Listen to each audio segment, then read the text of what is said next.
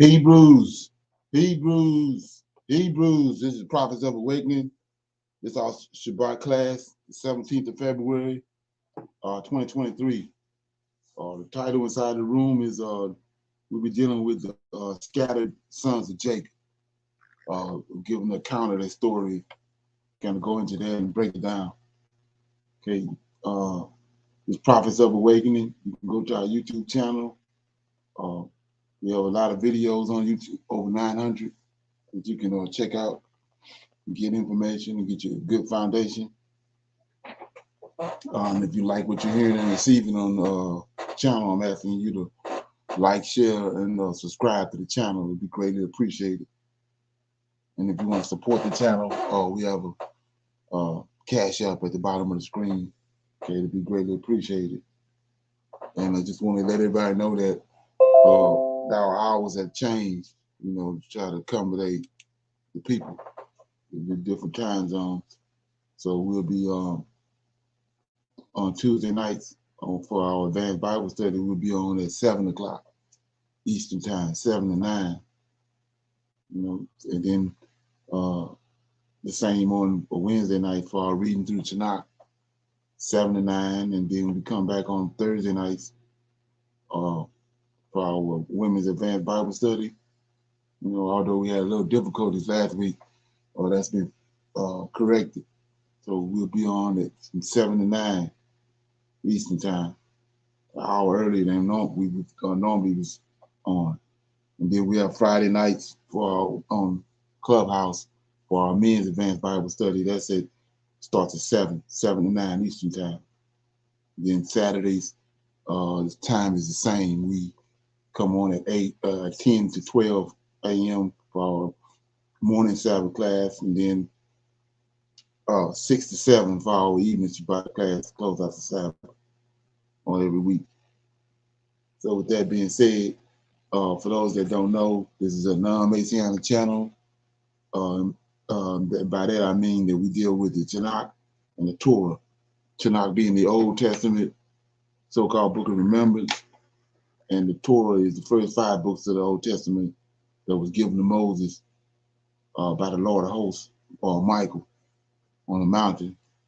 And that was to inform him of everything that had transpired on the earth up until his time, until he met the Creator on Mount Sinai. So with that being said, I want to say shalom and welcome to everybody. Welcome to the channel, and then welcome to our Shabbat class. We're going to do our normal, which is a moment of silence. We're going to do our Shabbat prayer, read the Psalms. Then we got some current events. We'll be focusing on the Giants and getting a greater understanding of what happened in that situation and what actually happened with the Giants. Okay, and then we'll go into the need to know information, which is dealing with Oz, Bashan, and then we'll deal with open up for some Q&A questions and comments. Then we'll go into our topic, which is like I said, the scattered tribes of Jacob. We'll watch a video and then read some scriptures and break down what's being presented. So with that being said, we do this moment of silence, which is for dealing with the Lord of Hosts. Okay. Oh Lord, we thank you for your great mercy and for your great power and wisdom. And we tarry waiting for your powerful deliverance of your people Israel. Oh Lord, you have given us insight into the scriptures of our forefathers. And you, O Lord, has directed us to who we are in your role in the goings on of heaven and earth. And we come this Shabbat day, doubtless that you will appear and that you will gather your nation from among these wicked Gentiles. Oh Lord, you spoke through your prophet Isaiah and said that you would help Abraham's seed, whom you have scattered. You said, O Lord, that you would remove the darkness from around us. Tarry not, O Lord, the latter days are here, and we are waiting and watching for you. Peace be unto you. Okay. So with that being said, I'll read a song. Okay.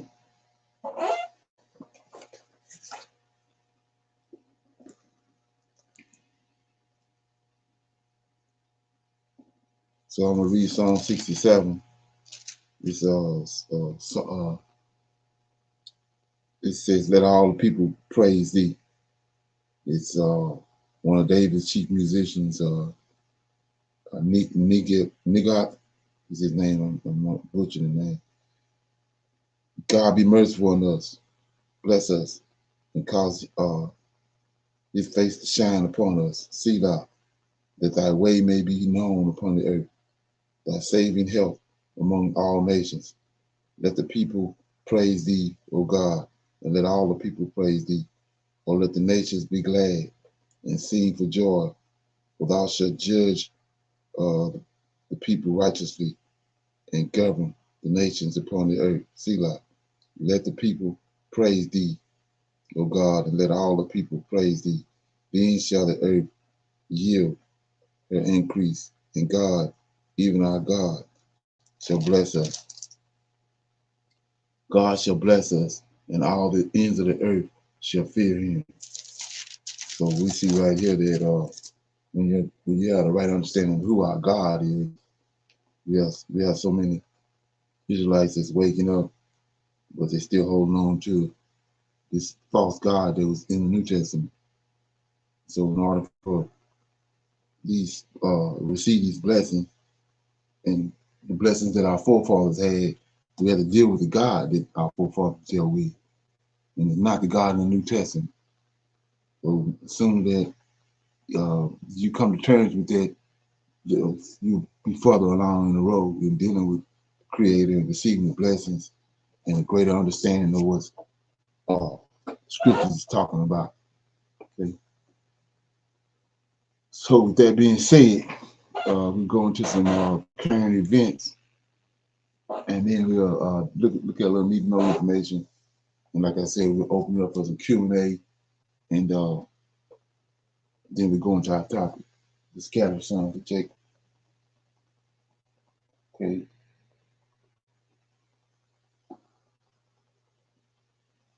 Like I said, we'll be dealing with the giants and getting a great understanding of what's going on with that. Did you know that there is a hidden message in the ancient Egyptian symbol, the Eye of Horus? Okay.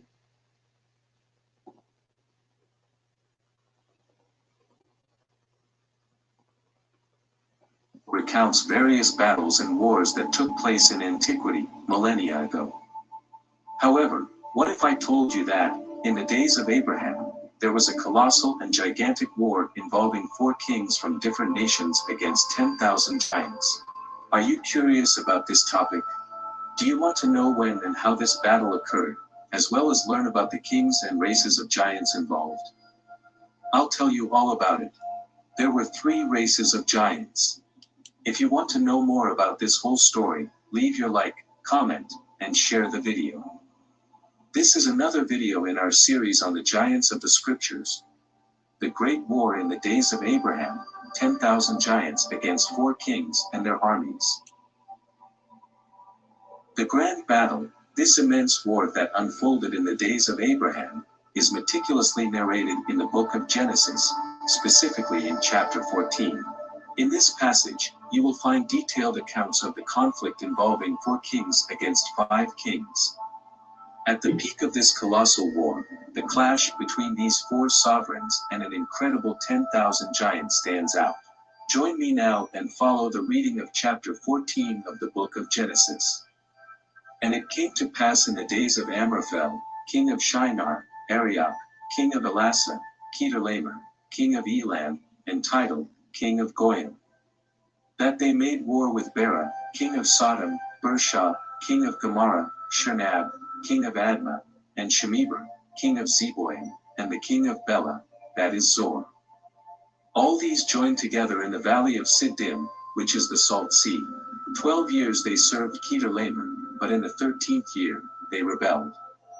In the 14th year, Kedorlaomer and the kings that were with him came and attacked the Rephaim in Ashtaroth Karnaim, the Zuzim in Ham, the Emim in Shave Kiriathaim, and the Horites in their mountain Seir, as far as El Paran, which is by the wilderness.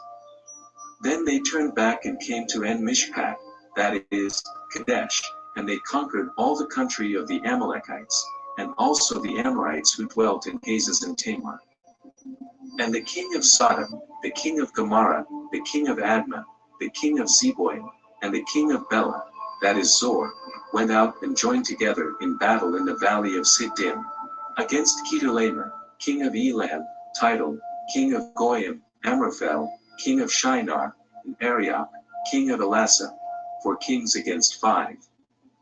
Now the valley of Siddim was full of asphalt pits, and the kings of Sodom and Gomorrah fled, some fell there, and the remainder fled to the mountains. Then they took all the goods of Sodom and Gomorrah, and all their provisions, and went their way.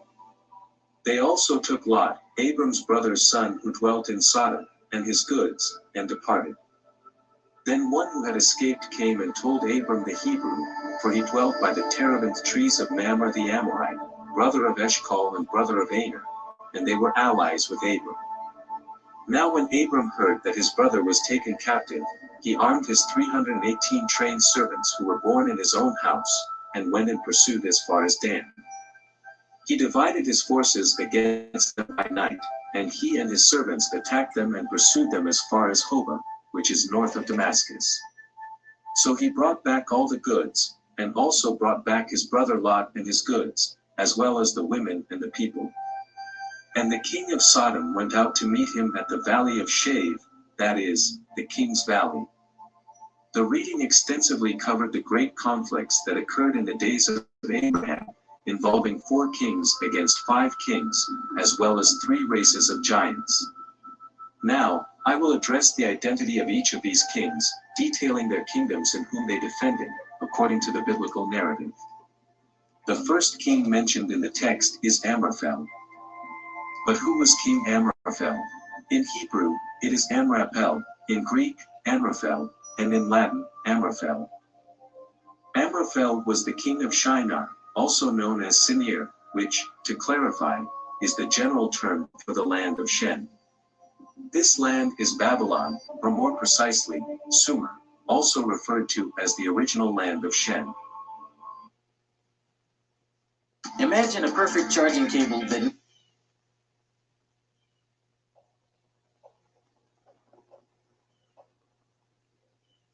14, verses 1 and 9, Amraphel led the invasion from the west along with Tidal, king of Goyim, Arioch, king of Elasa, and Kedorlaomer, king of Elam. In this endeavor, they destroyed Sodom and other cities in the plain in the battle of the valley of Siddim. Who was King Amraphel?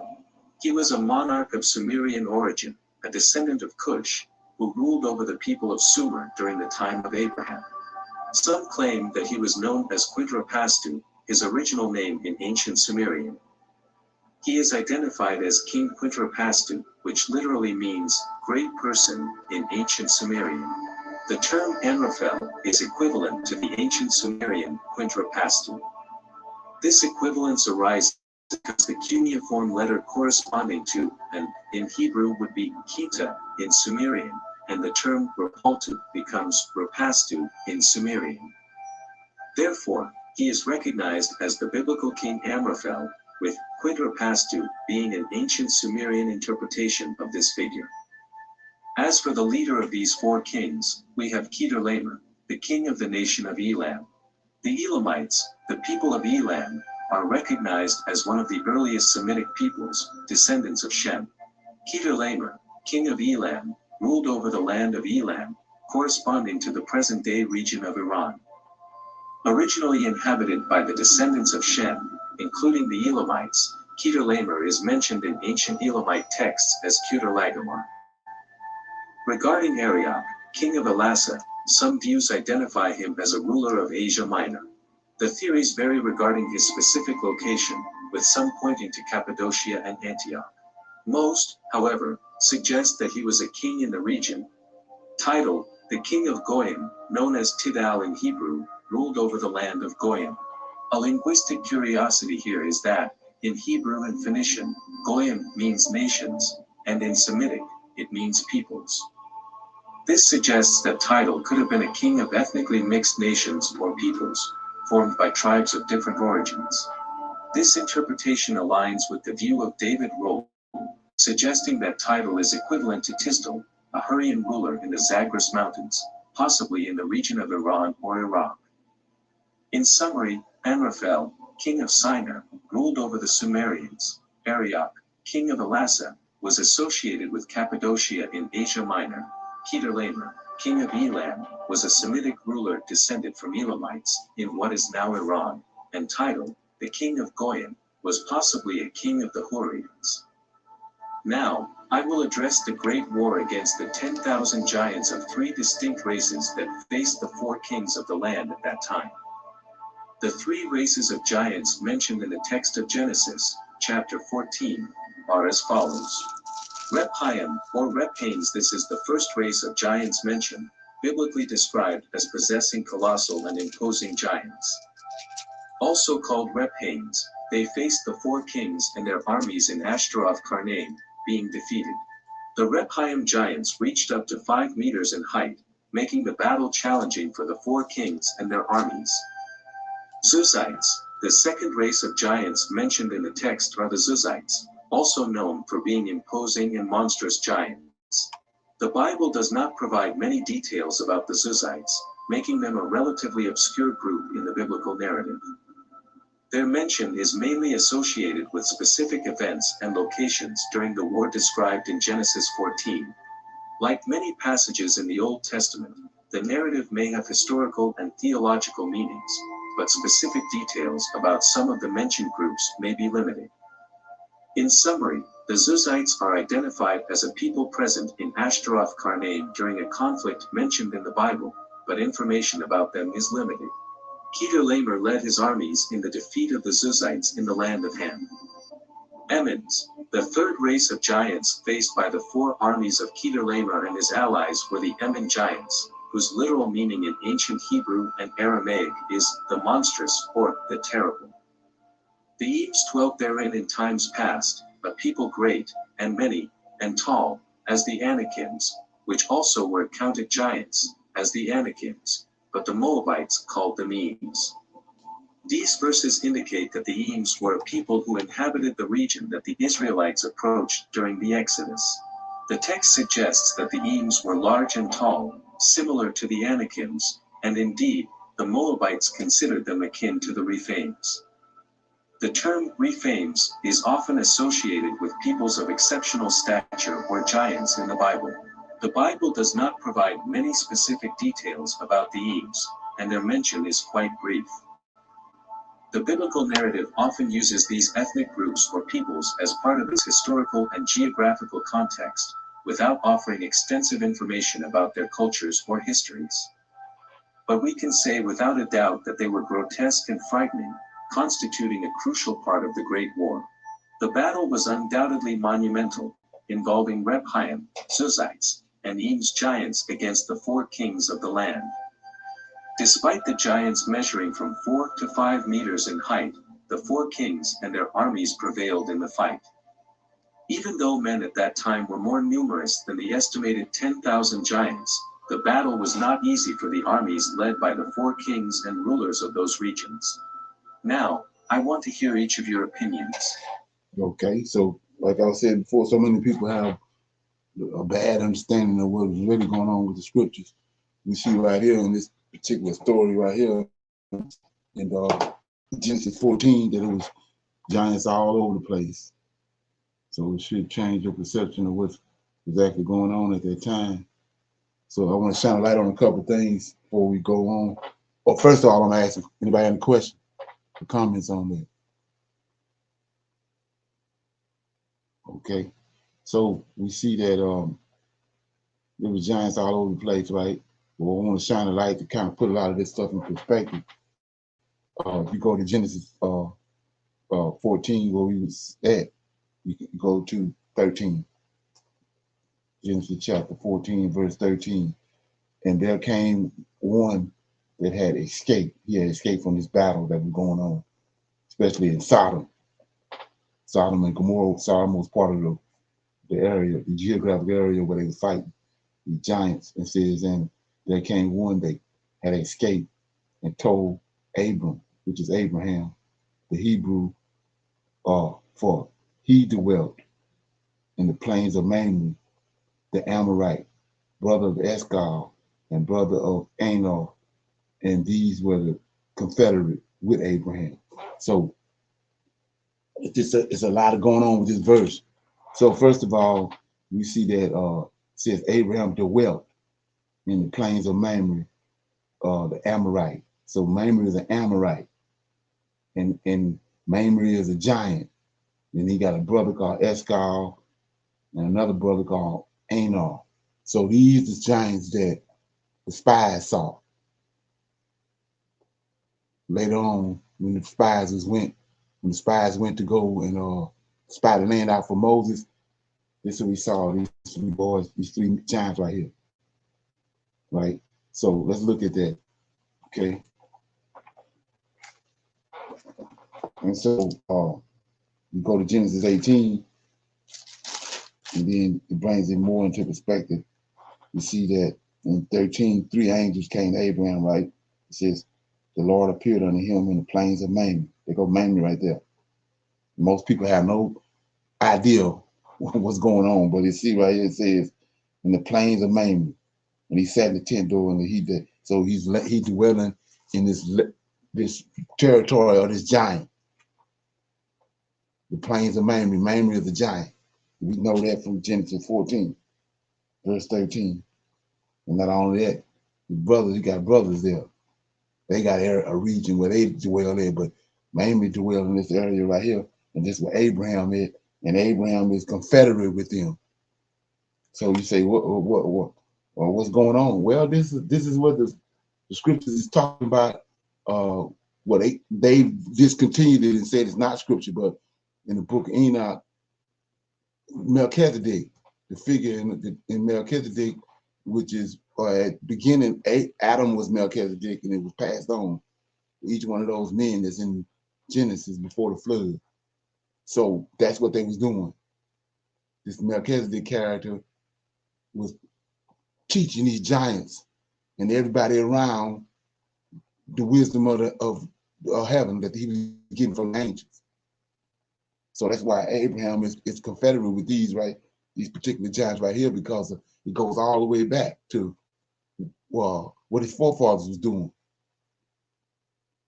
They was teaching these people, giving them the knowledge of the Most High. It was only through through Adam's lineage that was dealing with these angels that had the knowledge of the Most High, which eventually came down to the priesthood that was in the temple in Jerusalem. They the ones that dispensing the knowledge. The other knowledge that's on the earth is coming from somewhere else. It wasn't good. That's why the Most High said, shun their knowledge. Only deal with the knowledge that they received from their forefathers and from these angels. So, like I said before, it's a whole nother picture going on when you come to find out what's really going on. And like I said before, that's one of the reasons why the book of Enoch was banned. So you won't get this understanding of what was going on. And so one more thing I want to shine a light on that before I go to the next video is in Genesis 14. Yeah, let this firmate. It says 14 verse 13 says, and there was one that had escaped, and he told Abraham the Hebrew, he dwelt in the plains of Mamre, the Amorite. So not only is this I might not even be pronouncing it right, but Mamre, he's not only a giant, but he's an Amorite. So why is that so important? So you go to the next chapter, 15, the so-called 400-year prophecy that they talking about. There's over here in America, right? You see that he tells them in verse 13, chapter 15, verse 13, and he said unto Abraham, know of a surety that thy seed shall be a stranger in a land that is not theirs, and shall serve them, and they shall afflict them 400 years. And also that nation whom they shall serve will I judge, right? And afterwards shall they come out with great substance, and they shall go to thy fathers in peace. Thou shalt be buried in a good old age. This is Abraham, right? Now, notice I told you Abraham was in league with these giants, with Mamre. He in league with Mamre, Eshcol, and his brothers, the Amorites. So he says right here, and thou shalt go to thy fathers in peace. Thou shalt be buried in good old age. But in the fourth generation, they shall come hither again, for the iniquity of the Amorites is not yet full. Okay, keep that in mind. So, like I said, it's the utmost important to understand that this just another deception. This 400-year prophecy saying that it's over here, but it's not over here. But he says we see Mamre, the very angel that Abraham was in league with, is an Amorite, right? And his brothers. Okay. Any questions before we move forward? Okay. So we go to the next video.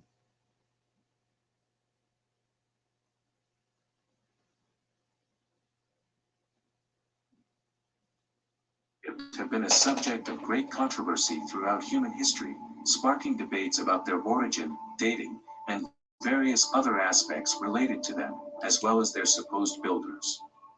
In this video, I will specifically address the intriguing theme of giants who possibly inhabited the land of ancient Egypt, exploring the possibility of any contact between these beings and Egyptian civilization. I invite you to watch and share your opinions, leaving likes, comments, and spreading the word among those who share an interest in this fascinating topic and the history of Egypt. Thank you in advance for your support, and I hope you enjoy this content from the channel. Were the giants in Egypt the builders of the pyramids?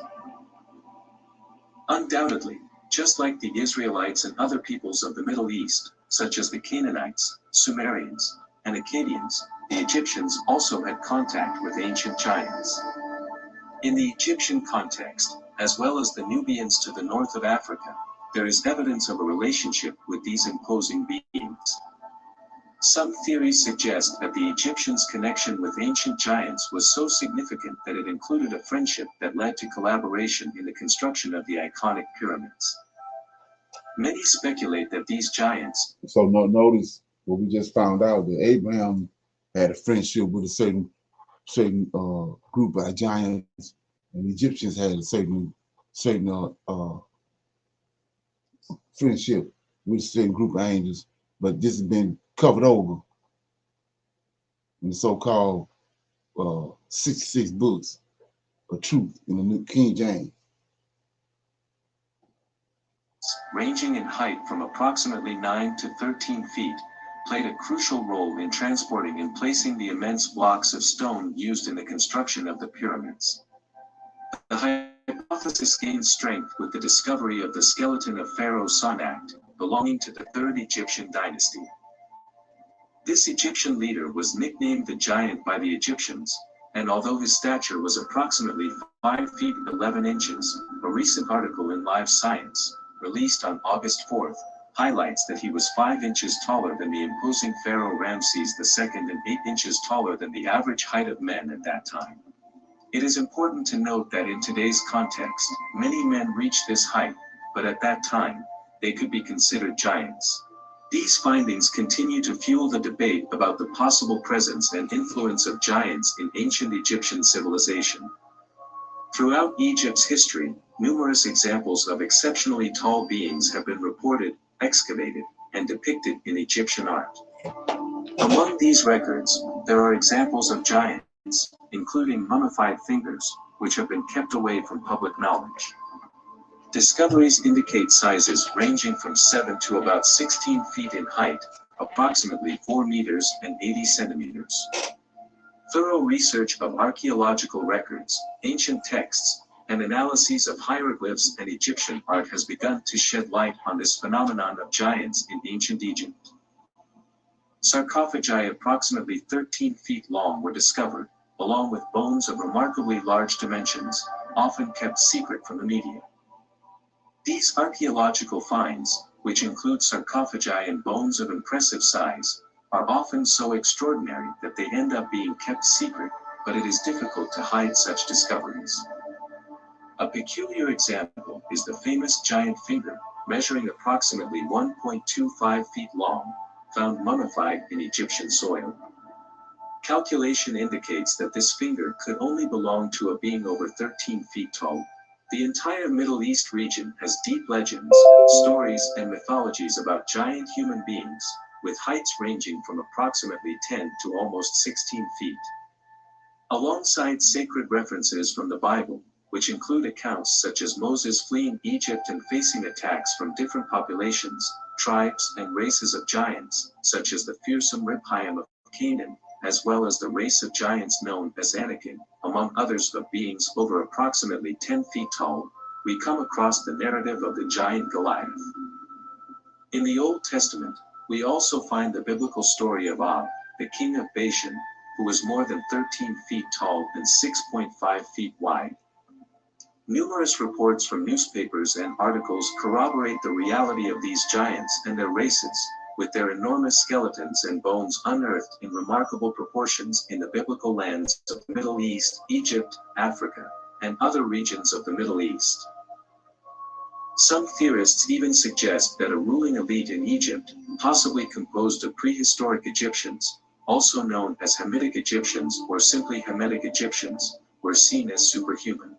Although these rulers were not giants themselves, it is highly likely that they had contact with such giant beings, some of whom had elongated skulls, while others were considered almost spiritual, and some were described as true giants. An ancient legend suggests that the pyramids of Giza may have been erected by a race of giants, as shared during a lecture by Manly Palmer Hall, possibly recorded in the 1980s and released in a YouTube video, originally part of a lecture titled Atlantis and the Gods of Antiquity. In the lecture, it was reported that in the year 800 AD, during the glory days of Baghdad, the great Sultan and descendant of the notable Arakcide of the 1001 Nights, Sultan Arakcide Al-Mamun, decided to open the Great Pyramid. It was told to him that this monumental structure had been built by giants called Shadi, superhuman beings of imposing stature. Within the pyramids, they guarded not only a great treasure but also knowledge beyond human understanding. An interesting point mentioned in the lecture was how the constructions of ancient Egypt amazed modern builders due to the perfectly cut blocks, as if a laser had been used to sculpt them. These structures were also incredibly heavy, some weighing tons, raising the possibility that only giants could transport these blocks. In 832 AD, Al-Mamun, the Arab, embarked on a journey to ancient Egypt and became the first to explore the Great Pyramid, which, at that time, was still enveloped in blocks of white limestone. As for the Shadi, the true identity of these beings is shrouded in mystery, possibly related to an Egyptian name like Shemsuhor, followers of Horus, or even Shad-ibn Ad, considered the king of the lost Arab city of Iram of the Pillars, mentioned in Surah 89 of the Quran and sometimes described as a giant. The most evident evidence of giant presence is found in the early archaeological expeditions in the region, revealing that the members of the Horus cult constituted a kind of elite that ruled Egypt. Graves located in northern Egypt, dating from times preceding the onset of the pharaonic dynasties, had notably wide entrances, and the human remains discovered were considerably larger than the typical features of the native population.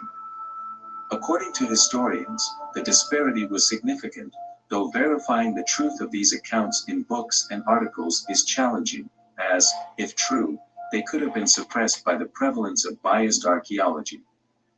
There are also other reports from around the world mentioning the presence of giants, but the evidence is present in our main source, the Bible. The ancient Arabic manuscript known as the Book of Wonders, dating approximately from 900 to 1100 AD, represents a compilation of medieval knowledge about ancient Egypt and the pre-Great Flood world. In it, it is mentioned that the people of Ads were giants, suggesting that Shaddad possibly was one of them. According to the text, Shaddad claims to have built the monuments of Dashur using stones carved in the time of his father, and another giant had started the construction at a later date. Furthermore, the manuscript highlights that another giant deposited secrets in the pyramids of Dashur and other pyramids to imitate what had already been done. The city of Dendra, founded in ancient times, consists of the Red Pyramid and the Bent Pyramid, both built during the reign of Pharaoh Snefer around 2600 BC. Dendra. Okay. Any comments on that? So, like I said before, my objective is to show you that there's giants all over the place in the Middle East. That's the reason why the Middle East, all over Africa, showing, that's the reason they're finding bones, these giant skeletons all over the place, because it was giants all over the place, and it was awash with giants. And so that was the purpose of them not, denigrating the book of Enoch, because it was going to take the population of the world at the time away from true understanding of what was really going on with the scriptures and what was really above us, which is heaven. They didn't want to deal with that, especially us as Israelites. So they banned and denigrated the book of Enoch. Okay, anybody have any questions on what they just heard or comments? Okay, no questions. So I got a little need to know information, and the reason I'm showing you this is because, like I said before, after we watch this and break it down, you're gonna see there's a whole different story pertaining to Og, and like I said, the Amorites.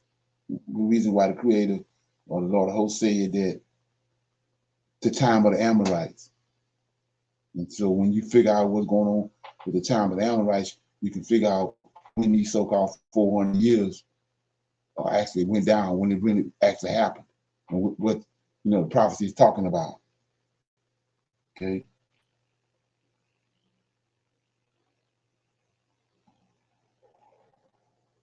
Here we go. The nightmare that haunted Moses, Og, the feared monarch of Bashan, formidable ruler of the giants.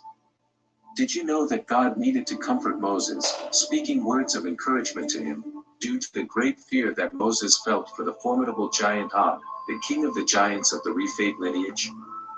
Who, in fact, was Og, the king of Bashan?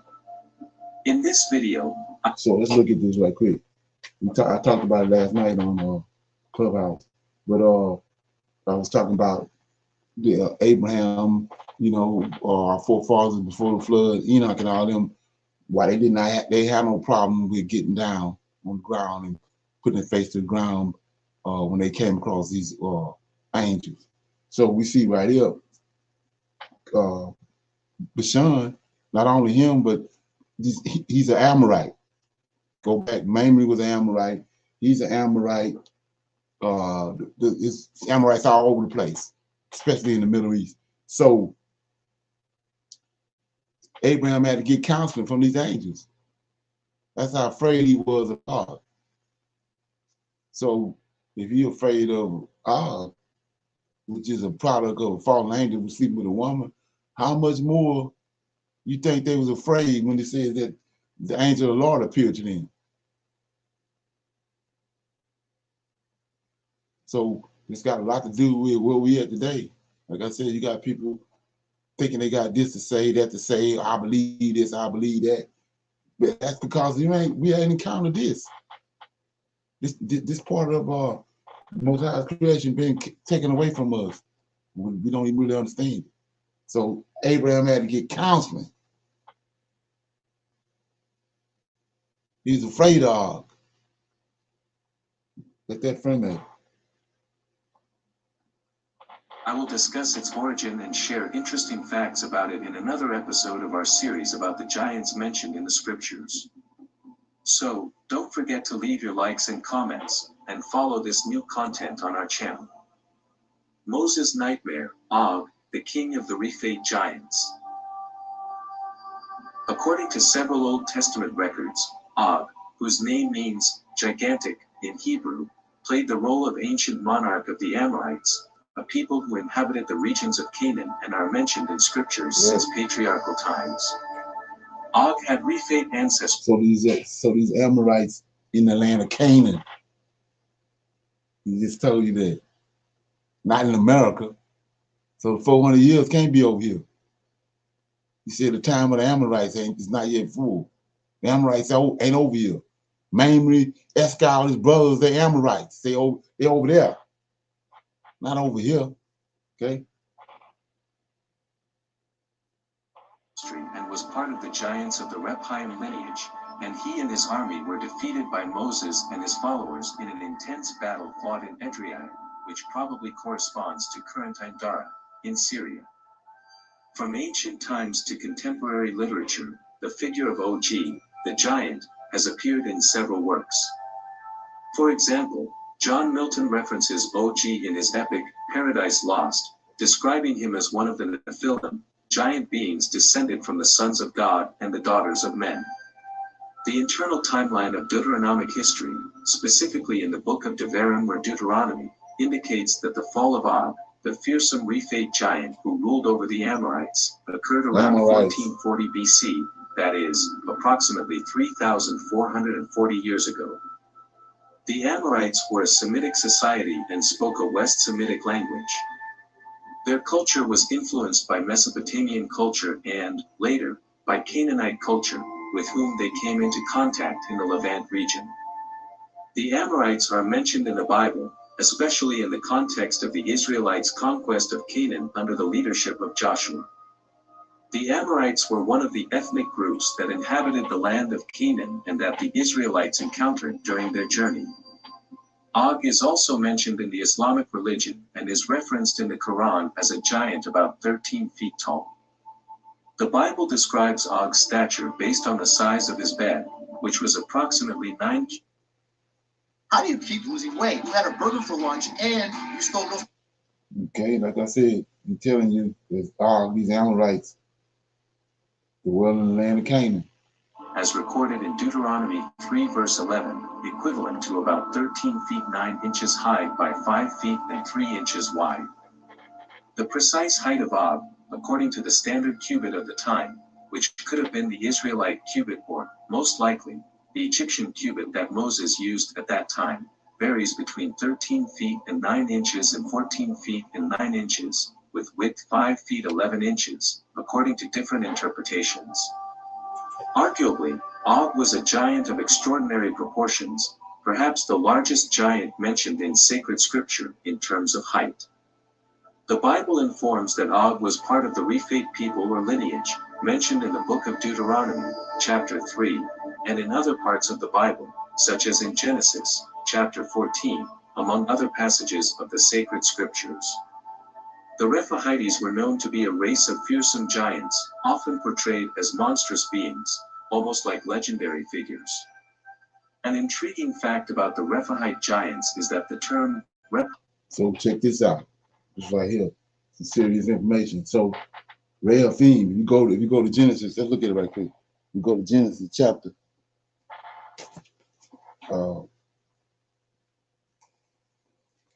Genesis chapter 15, right? You're gonna see that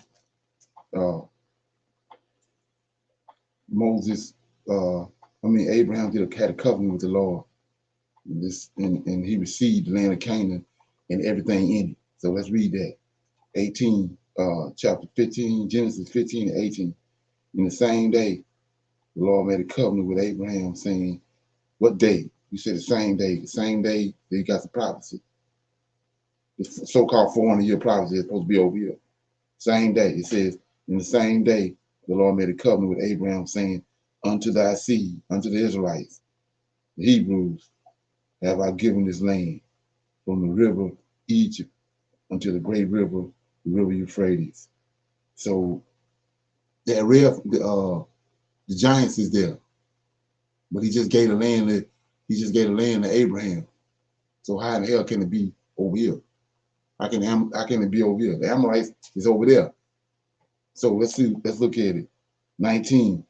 The Kenites, the Kezarites, the Kodamanites, the Hittites, the Perizzites, the Rephaim. That's what we're talking about right now. That's why I'm reading this. So who is these Rephaim? They got the long ass necks. Like I said before, we go about our life every day, not looking around, not looking at no at the phenotypes. You got people now right today with long ass necks. We ain't dealing with it. So he says these Rephaim. So this where they ascended from. They might be over here in America now, but their DNA go all the way back over there. That's where they ascended from. So he says the Hittites, the Perizzites, the Rephaim, right?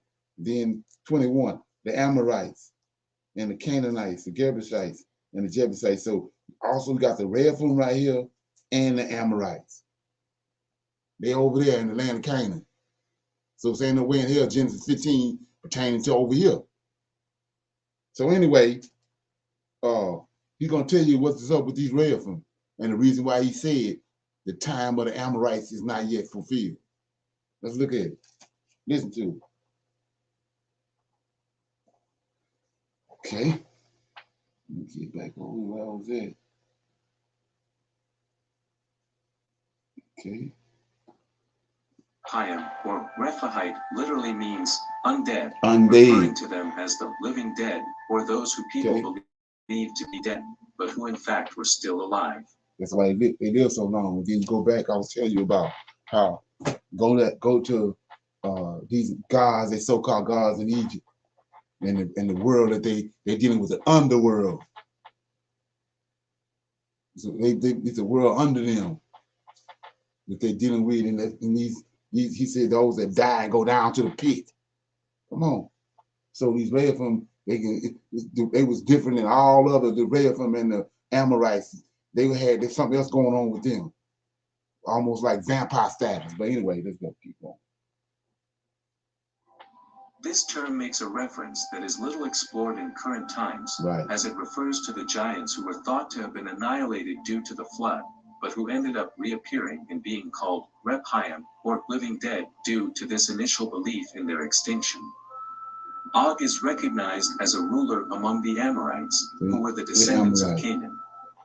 He is also notable for being one of the last giants of the Rephaim lineage, since in this and dealt with Noah. He dealt with Noah before the flood. Era, these imposing creatures were already on the verge of extinction.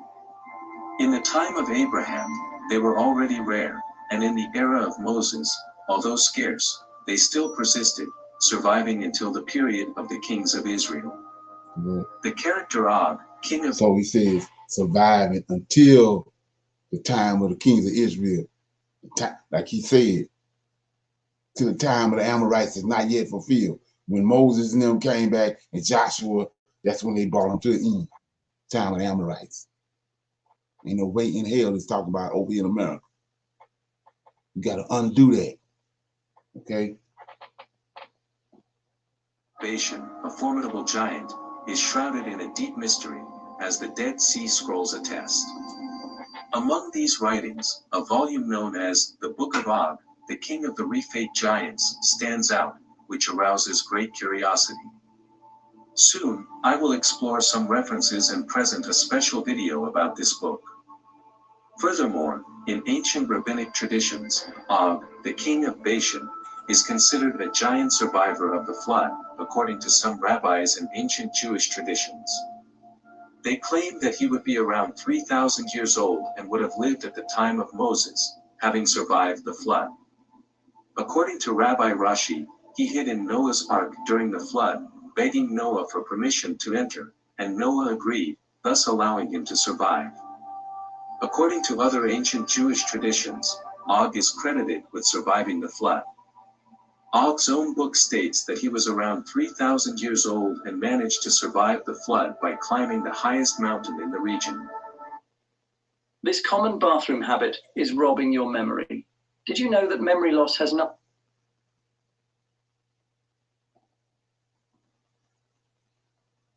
Waters began to rise, he swam and leaned on cedar trees, which allowed him to survive for a long period without food or water. Many may consider this impossible, but argue that the endurance of a giant like him could allow him to go hundreds of days without feeding, remaining strong, in a similar way to a bear's hibernation. According to other interpretations, Og, aware of the imminence of the flood, decided to build his own ark on a colossal scale. This ark would have been designed to accommodate not only him, but also other giants and a variety of animals that could be found in the region of Bashan. Og, with his unusual strength, would have used giant trees from the forest of Bashan to build the ark. Bashan's wood was known for its quality and strength, which would have contributed to the giant ark's durability. Another interpretation suggests that Og was actually born from the relationship between a fallen angel and a human woman shortly after the flood. There are also those who believe that he was born shortly after the flood, being the fruit of the union of a fallen angel or a demon with a human woman, possibly a priestess of pagan idols. This theory considers him one of the giants who resurfaced shortly after the flood. These interpretations are often based on the book of Genesis, chapter 6, which mentions the existence of giants at the time of the flood and suggests that they also appeared after this cataclysmic event. According to the beliefs of those who adhere to this view, Og the giant ruled the region of Bashan. Bashan was known for its fertility and wealth of natural resources. The fertile pastures made the region ideal for raising cattle, and its forests were rich in high-quality timbers such as cedar. These resources played an important role in the region's economy. First mentioned in Genesis 14 verse 5. In this verse, it is reported that Kedorlaomer, king of the Elamites, and his allies fought a terrible battle against the Rephaim, the giants of the same lineage as Og, in Ashtaroth-Karnan, where Og resided. Ashtaroth-Karnan, also known as Ashtaroth-Karnan or simply Karnan, is a city mentioned in the Bible, specifically in the Old Testament. It played an important role in the ancient history of the region that today comprises Israel, Palestine, Jordan, and adjacent parts of the Middle East. The city of Ashtaroth-Karnan was located in a region that was ruled by King Og of Bashan. When the Israelites under Moses conquered Bashan, Ashtaroth-Karnan was probably incorporated into Israelite territory. In the Bible, Ashtaroth-Karnan is often associated with local kingdoms and peoples, and does not have a detailed narrative of its own. It is part of the context of the struggles and conflicts in the region, as the Israelites advanced towards the Promised Land. When the Israelites entered the Promised Land, Og challenged them but was eventually completely defeated, as recorded in Numbers 21:34-35. As described in Deuteronomy 3 verses 1-7, the region of Bashan extended from southern Gilead to northern Hermon and from the Jordan River in the west to Salcah in the east. This area was granted to the half-tribe of Manasseh, as recorded at Joshua 13 verse 29 and 13:31, and Golan, one of the cities of Bashan, became a city of refuge. According to the passage in Joshua 21 verse 27, Argobi in Bashan, another city in the region, was one of the administrative districts during the reign of Solomon, as mentioned in 1 Kings 4 verse 13. Argob was part of the territory ruled by Og, the king of Bashan. Like other areas of Bashan, Argob was known for its fertility. It was a region suitable for raising livestock due to the lush pastures, and it was also rich in natural resources. After the victory over Og and the conquest of Argob, the Israelites incorporated this region into the territory they established in the Promised Land. It became part of the tribal lands of Manasseh and Gad, according to the division of lands among the tribes of Israel. The cities of Bashan were temporarily taken by Hazael, as narrated in 2 Kings 10 verses 32-33. However, shortly afterwards, they were reconquered by Jehoash, as described in 2 Kings 13 verse 25, fulfilling Elisha's prophecy. After this time, Bashan virtually disappeared from history, although we read of the region's rich pastures for wild cattle in Ezekiel 39 verse 18 and Psalm 22 verse 12, its oaks in Isaiah 2 verse 13, its mention in Ezekiel 27 verse 6, and its beauty in Amos 4 verse 1 and Jeremiah 50 verse 19. Okay, so we'll open it up for some questions, comments. Anybody have any questions or comments or dialogue they want to based on anything they heard or today or during the week? Any comments, questions? Shabbat shalom, Go everyone. ahead, this time, sir. Okay. Brother Leonard, as you were playing that video and listening, you just have to think about there's no obstacle that is too big for the Lord of hosts, right? So no matter what his size was, right? The Israelites still defeated Og and his men, right? So Right. we always think about the situations we're going through now, what's happening here in this world where we're at. And like you said, this is not our home. So we have to look at it as though there's nothing too big for our God. We're going home. So even with this man having the statue that he had, he's not compared to these so-called giants we call today in this world when it comes to, ruling the U.S. Right. We leaving here. Exactly. There's nothing too big for our God, and that's what I was thinking along as you were playing that video.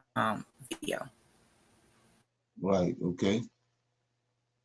Somebody else had something? Yeah. So if you look at that, you'll see that something else had to be in the play.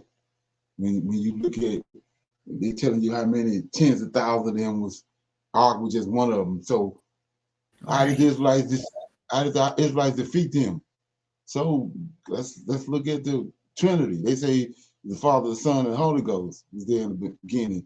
And when you go to Genesis 1:26, he said, "Let us go down and make man in our image." Right. So then you find out that he got these 7 angels that he created, and then you go to and no, you got so many people that don't even understand this. It's right in the scriptures, but they don't see it. So then you go to Ezekiel chapter 9. Let's go there right quick. Let's look at it. Ezekiel chapter 9, and it says, okay, Ezekiel chapter 9.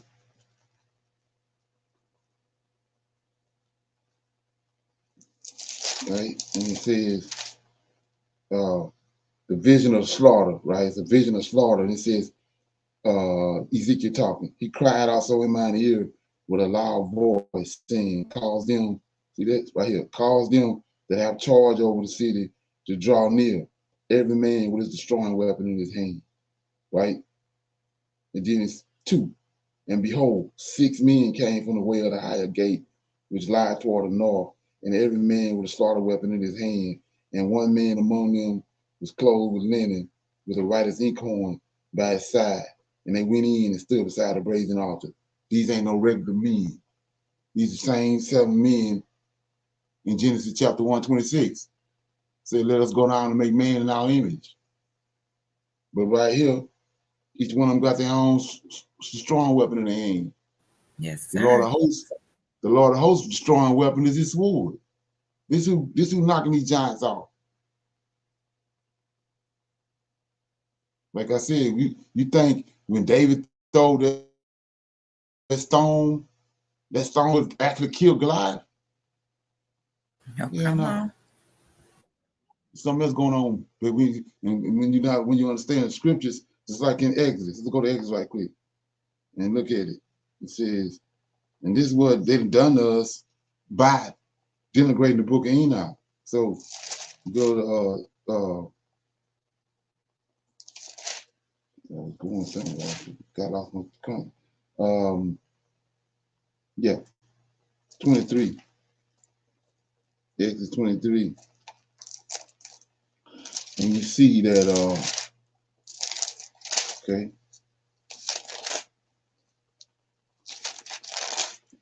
23. This is when they going out of the land of Egypt.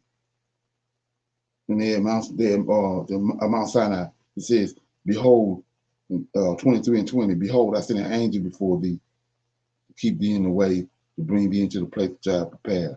Beware of him, obey his voice, provoke him not, for he will not pardon the transgression, for my name is in him. So we see right here, the average person don't even know this, but it's an angel in front of the Israelites. Right here. And even in, you go back to, let's look at it. Go back to when they left Egypt. This is when they got to Mount Sinai, but when they left Egypt in chapter 13, verse 17, and it came to pass when the Pharaoh had let the people go, that God led them not through the way of the land of the Philistines, although that way was near. For God said, let's peradventure the people repent and that they see war, and they return not. But God led the people about through the way of the wilderness of the Red Sea, and the children of Israel went up harnessed out of the land of Egypt. And Moses took the bones of Joseph with him, for he had straightway sworn to the children of Israel, saying, God will surely visit you and shall carry you up and carry up my bones with you.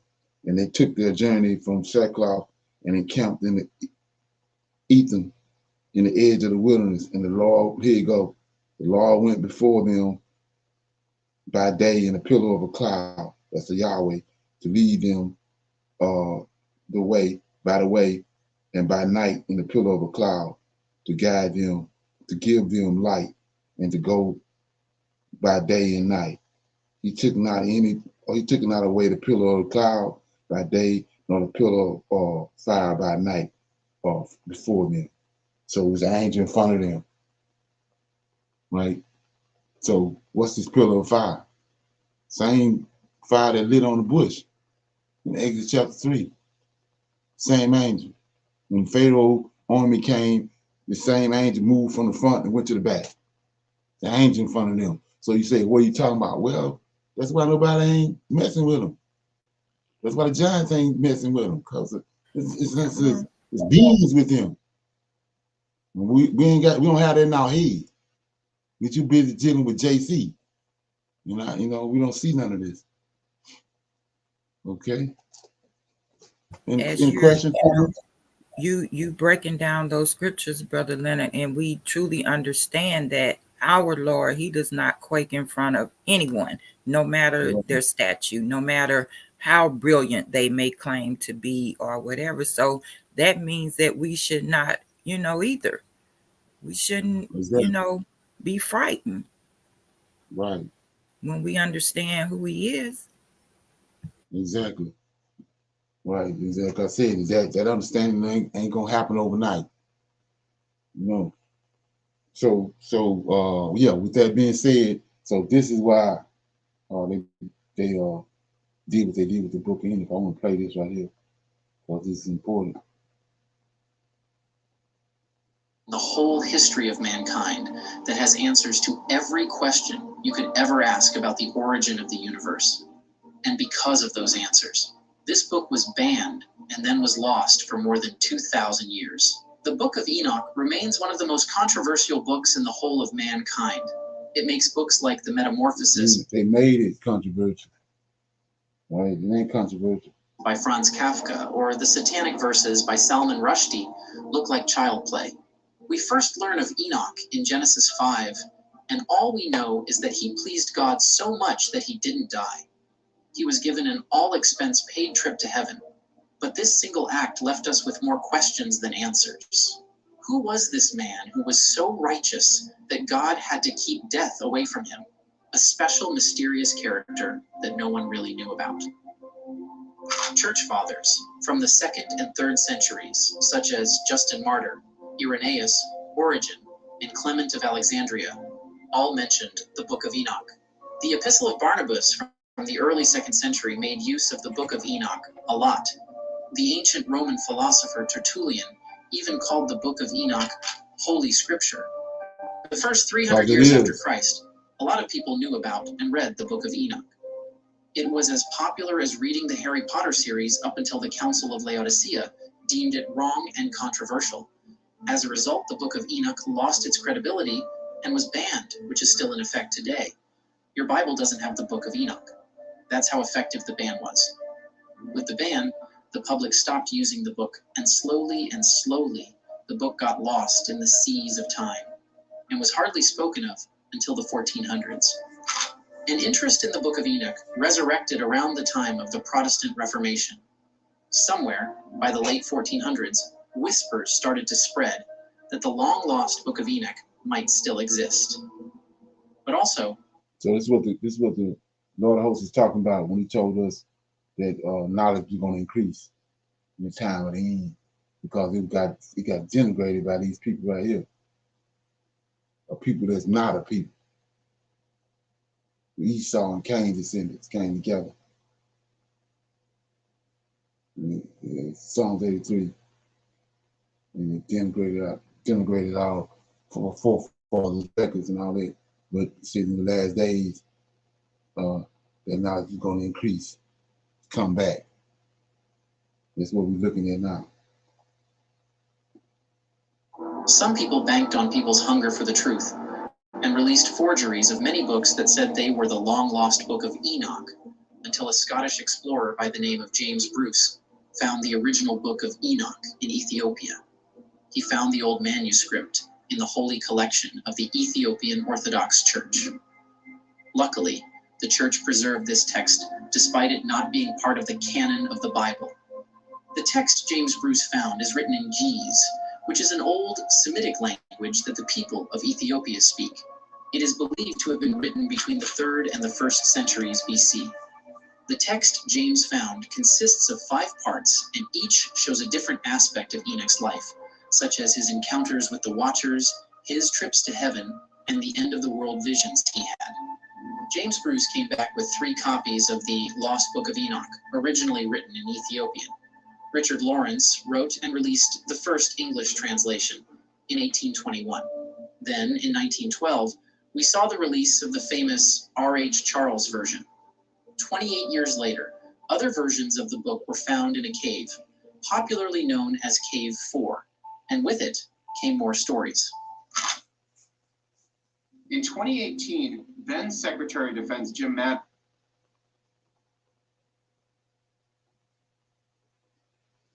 Book of Enoch might have been the first written account by humans, and could also have been the inspiration for the book of Genesis, and even the Bible, both the New and Old Testaments. That is how old it is. Some apostles of the Bible have been said to quote Enoch when preaching. The one famous direct quote in the New Testament is by Jude. Jude chapter 1 verses 14 to 15, quoting Enoch chapter 1 verses 9. In the 7th generation from Adam, Enoch also prophesied these things, saying, "Behold, the Lord came with his holy myriads to execute judgment on all, and to convict all the ungodly of all their ungodly deeds, which they have committed in such an ungodly way, and of all the harsh things which ungodly sinners spoke against him." So that means the author Jude knew Enoch and respected the verse enough to quote it. Another comparison is between Genesis chapter 6 verses 1 and 1, Enoch 6 verses 1. "And it came about that humanity began to multiply upon the face of the earth, and daughters were born to them. And the angels saw that the daughters of humanity were good to behold, and they took for themselves women from whomever they chose. And it came to pass, when the sons of men had increased, that in those days there were born to them fair and beautiful daughters. And the angels, the sons of heaven, saw them and desired them. And they said to one another, Come, let us choose for ourselves wives from the children of men, and let us beget for ourselves children." Some people believe the book of Enoch revealed a lot of secrets that have been kept and still kept secret for centuries. The book goes into a lot of detail about many of the events that were summarized in Genesis 1 to 6. It has Enoch's tours of hidden and secret places on earth and in heaven, such as Sheol, the Jewish afterlife. Yeah, so when you start looking at this, you get to a certain point, and in your searching, you start to see this the glue right here. That they got bits of Enoch in Old and the New Testament. So this the glue. How they brought both of them together was through the the book of Enoch. Like I said, Son of Man. The terminology of the Son of Man is being woven into the Old and New Testament. They get it from the book of Enoch. Okay. The abyss, the holy mountains, the 10 heavens, the gates of heaven, and the homes of the angels. The book of Enoch is so profound that it is said to record mankind's first encounter with aliens. I am not kidding. The second book of Enoch talks about Enoch's encounter with beings that were clearly not human. They are simply known as the Watchers. These beings are said to have come down from the sky and interacted with humans. While I was alone in my house, 2 men of enormous stature came before me, their faces shining like the sun, their clothes and voices beautiful. That was Enoch's description of the Watchers. Researchers like Erich von Däniken, a Swiss author of several books that make claims about extraterrestrial influences on early human culture, believe these beings described by Enoch could be extraterrestrial, aka aliens.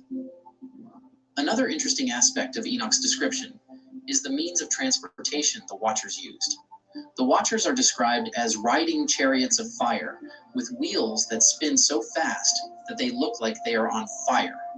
The sound of the chariots is described as thunder, and they move at incredible speed. These descriptions sound a lot like current accounts of UFOs.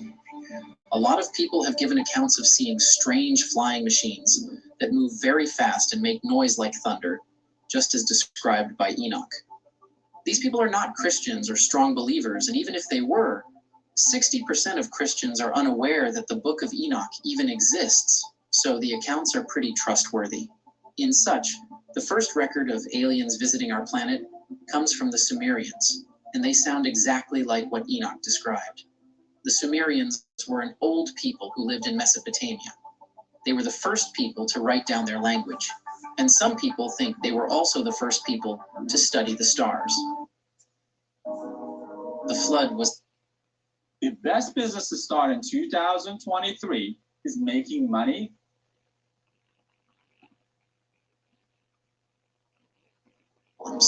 They were an abomination and needed to be wiped out. Their presence alone brought an influx of sin and depravity the world had never seen. The flood was the option left. There is actual evidence of giant skeletons that have been found in different parts of the world.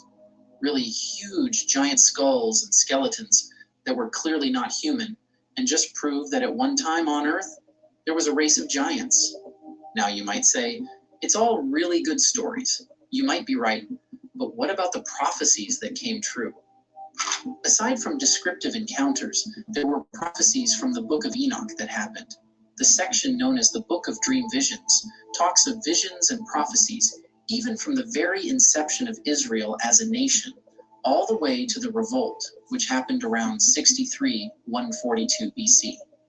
According to the Ethiopian Orthodox Church, the Book of Vision was written before the famous Genesis flood, the same flood that is recorded in every culture, so centuries before the events happened. And in case you are wondering, Enoch also foretold the flood. Go to Noah and tell him in my name, hide thyself, and reveal to him the end that is approaching, that the whole earth will be destroyed, and a deluge is about to come upon the whole earth, and will destroy all that is on it. And now instruct him that he may escape and his seed may be preserved for all the generations of the world. The word deluge means severe flood or massive flood, the same flood we believe to be the Younger Dryas era that happened 14,000 years ago, when the earth was submerged in water. So Enoch saw the visions of the flood and had to protect his great-grandson Noah and his generations. The Book of Enoch has everything to stand the test of time. But despite its solid interpretation of the events Enoch encountered, the quotation by prominent members of society at their respective timelines, and the book being used before it was banned, the Book of Enoch still remains shrouded in both mysteries and controversies. One of such controversy is why the book was banned and removed in the first place from the Bible. That's dealing with devils. That's why it was banned. Hybrid race. Okay. Anybody got any questions, comments before we go into the topic of discussion? Okay. Everybody good? Okay, we're gonna. The topic was the scattered sons of Jacob. I was gonna, like I said, play a little bit of that, and then we'll talk about it. Yeah, I thought it was pretty interesting. We're gonna get in with it.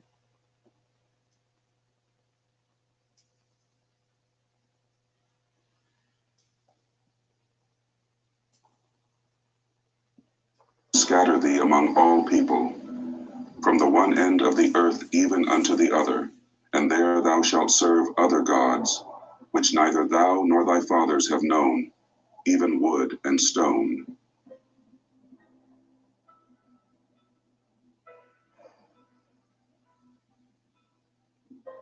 The scattering of the Israelites, Deuteronomy 28:64 states, "And the Lord shall scatter thee among all people, from the one end of the earth even unto the other."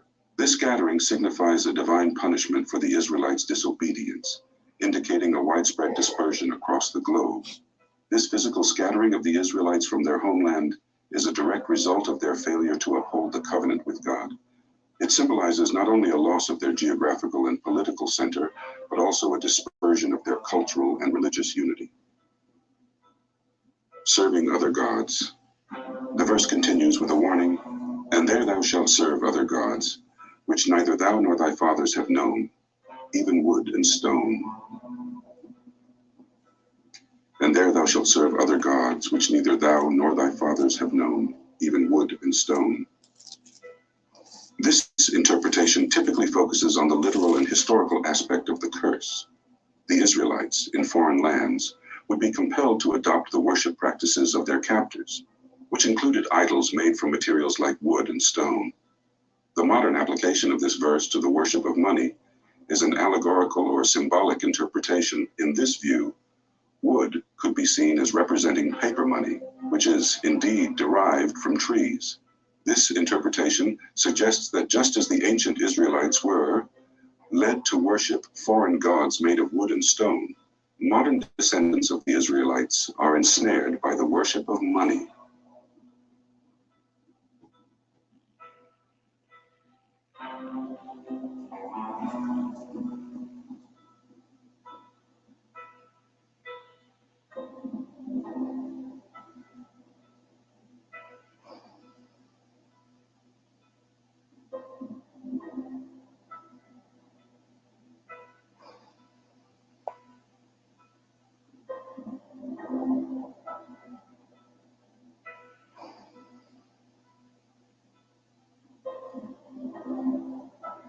From Babylon to Timbuktu, a history of the ancient black races, including the Black Hebrews.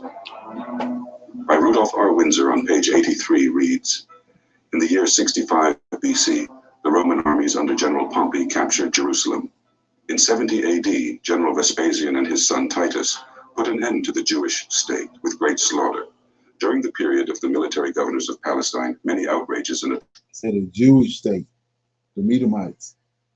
This was a lot of people out there. It's not Israelites in 70 AD. Atrocities were committed against the residue of the people. During the period from Pompey to Julius, it has been estimated that over 1 million Jews fled into Africa, fleeing from Roman persecution and slavery. The slave markets were full of black Jewish slaves.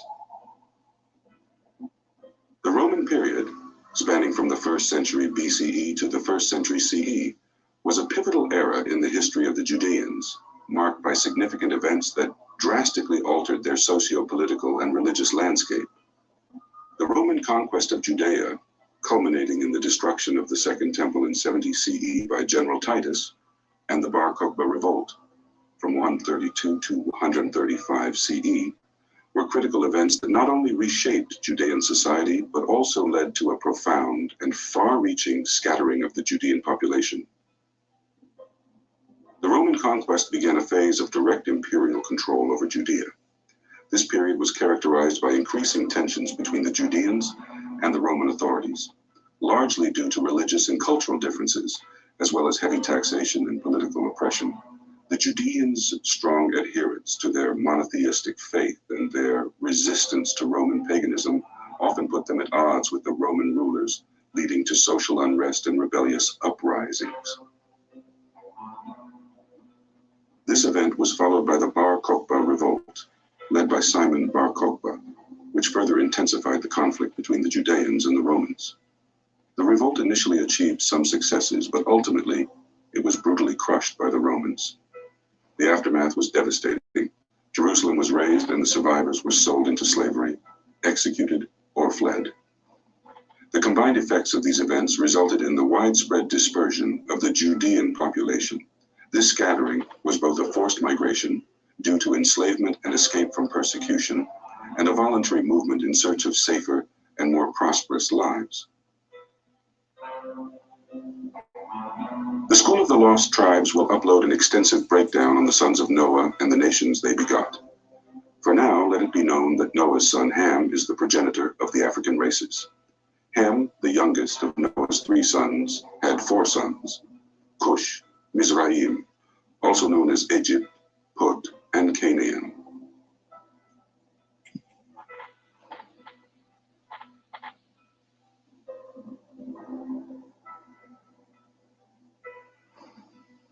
During the transatlantic slavery period, melanated ethnicities from the continent of Africa were captured and placed in cargo ships from the 1600s to the 1800s.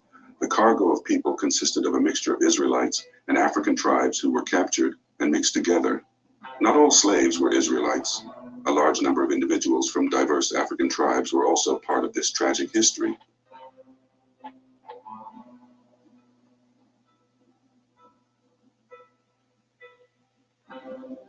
Africans are not Israelites, and Israelites are not Africans.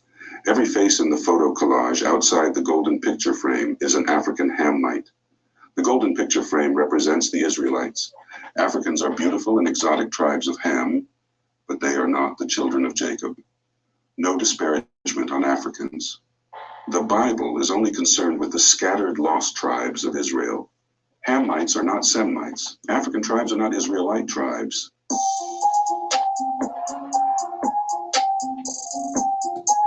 Okay, so let's look at that real quick. The scattering, like I said, I keep on shining the light on it. So it said the scattered tribes of Jacob. So let's look at when they were scattered. Okay, we go to 2 places to go to, like I said, and you know, the average person, since I've been dealing with this, don't even know these exist. So you go to Book of Daniel, right? And you'll see that in chapter 8, when the Israelites got scattered. You might have to let this frame. So we see that chapter 8, Daniel has a vision of a ram and a he-goat. And then so you gotta correlate that with the 4 beasts. The 4 beasts that he tell you that was coming upon the earth. You know, we still at the end of the 4 beasts now. But the ram and the goat is the 2nd and 3rd beast. And so if we go to chapter 8, when Daniel get the understanding from Gabriel, he tells him in verse 19, and he said, "Behold, I will make thee know what shall be the last end of indignation. The time appointed, the end shall be." So this end is the nation of Israel, not the world. 20, the ram which thou sawest having 2 horns are the Medes and Persians. That's the 2nd beast in the vision and understanding that Daniel got from Gabriel. So then 21, and the rough goat is the king of Greece, and the great horn that is between his eyes is the 1st king. So just the timeline.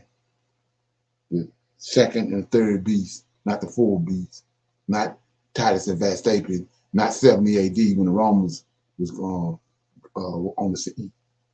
So we keep reading. Now that being broken, whereas 4 stood up for it, 4 kingdoms shall stand up in the nation, but not in its power. And in the latter times of their kingdom, 3rd beast. At the end of the 3rd beast, when the transgressors are come to a full king of fierce countenance, understanding dark sentences shall stand up. Not in the 3rd, not in the 4th beast. This Antichrist, this dark figure ain't gonna stand up at the end of time. He's gonna stand up right here at the end of the 3rd beast. Then here go, 24. His power shall be mighty, but not by his own power. He shall destroy wonderfully, He shall prosper, practice. He shall destroy the mighty and the holy people. So the holy people got scattered right here at the end of the third beast, not 70 AD. So that's one verse. Then you go to Daniel 12. Like I say, you're going to have to let this ferment. So, we're in chapter 12, verse 1. At that time, Michael shall stand up, the great prince will stand for the children of thy people, and there shall be a time of trouble, such as never was since the time of there was a nation, even to that same time. And at that time, thy people shall be delivered, everyone that shall be found written in the book.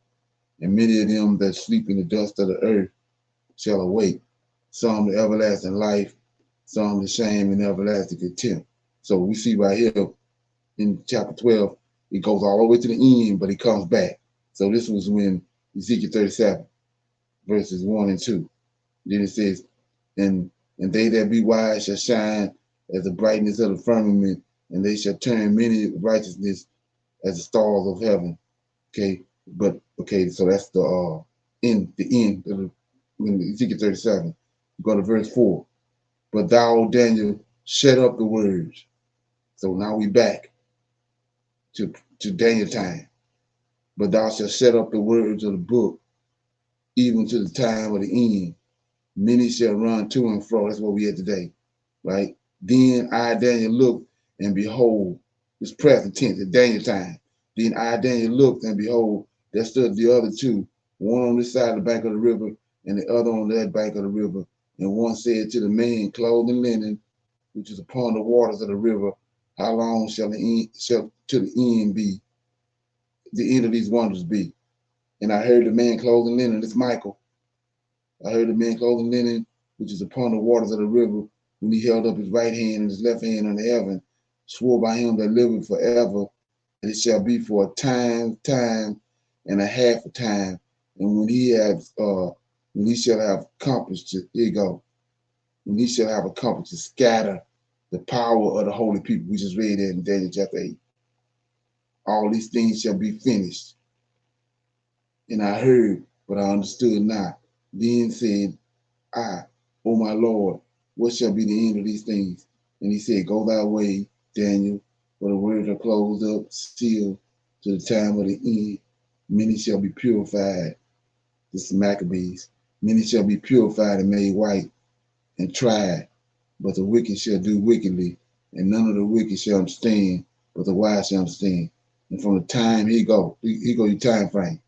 From the time that the daily sacrifices shall be taken away, way back when Antiochus came, stop the daily sacrifices.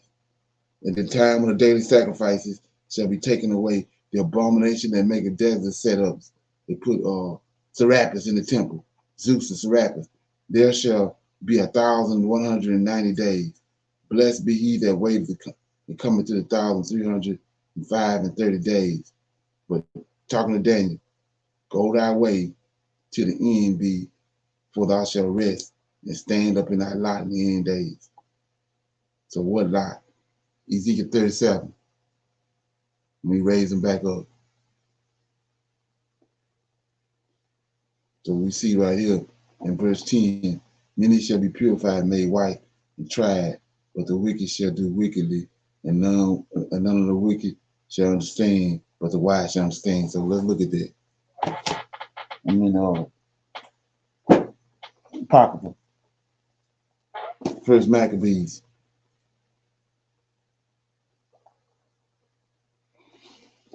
Okay, let me get it. I don't know if anybody read this before. We talked about it. I think we did talk about it, but the lady had the 7 boys. I think it was 7 or 8 boys, and Antiochus was torturing them, and none of them gave in to what to the torture.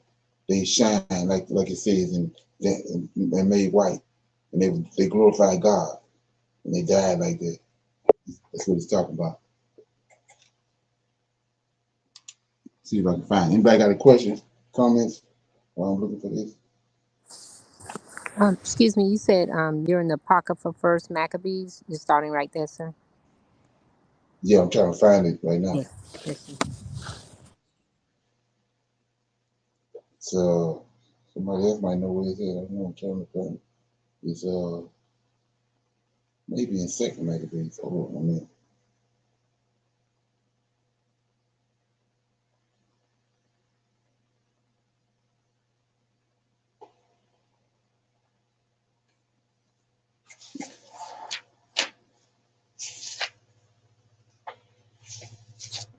Yeah, so what I do is I find it and then I read it tonight. I read tonight in the close out Sabbath class, our evening Shabbat class, I read it. And so that way I want to gap into the lesson this morning. But anyway, it's in Maccabees. I think it's in first or second Maccabees where the lady had the sons and they was torturing them, and they wanted them to put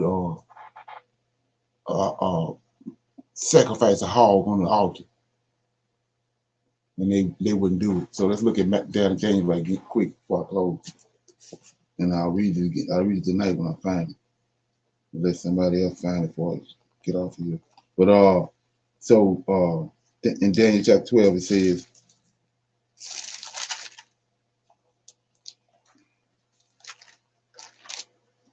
chapter 12 it says 9, 12 and 9, and he that says, and he said, go thy way, Daniel, for the words are closed up and sealed to the time of the end. Many shall be purified and made white and tried, but the wicked shall do wickedly, and none of the wicked shall understand, but the wise shall understand.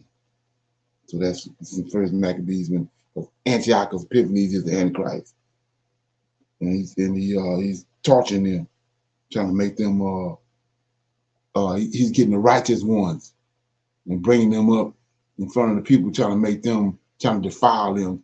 He wants them to defile themselves in front of the rest of them, so they can, he was attacking them on the Shabbat, challenging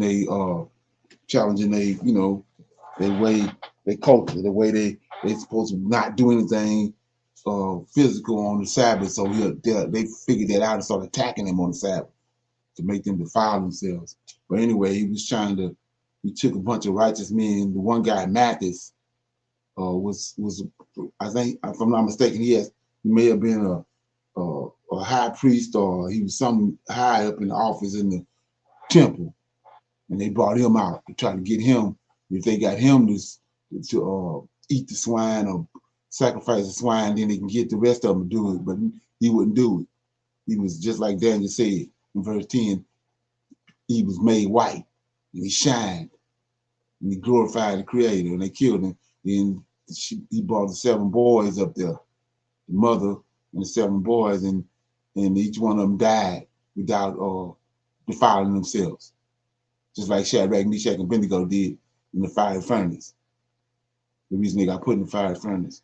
So that's what Daniel 10 is talking about. But they didn't fast forward the story or way over to the New Testament. But it's actually, like I said, at the time of the end of the third beast, when Antiochus came. This is what Daniel's talking about. Okay.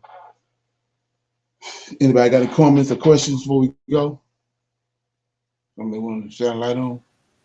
Brother Leonard, can you look at 2 Maccabees chapter 7? Let me see.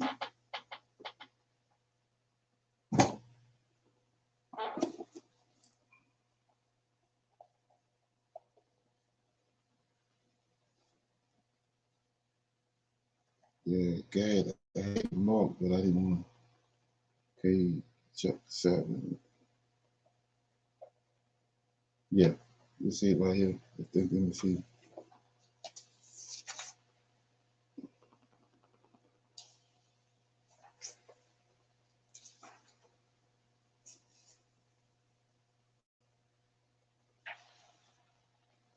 Okay.